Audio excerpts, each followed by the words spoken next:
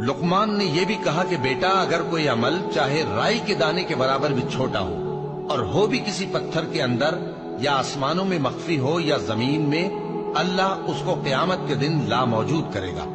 کچھ شک نہیں کہ اللہ باریک بین ہے، خبردار ہے۔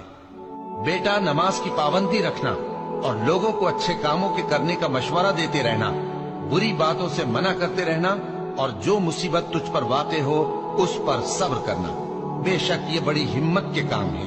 اور تکبر کرتے ہوئے لوگوں کے سامنے گال نہ پھلانا اور زمین میں اکڑ کر نہ چلنا، اس لیے کہ اللہ کسی اترانے والے شیخی خورے کو پسند نہیں کرتا۔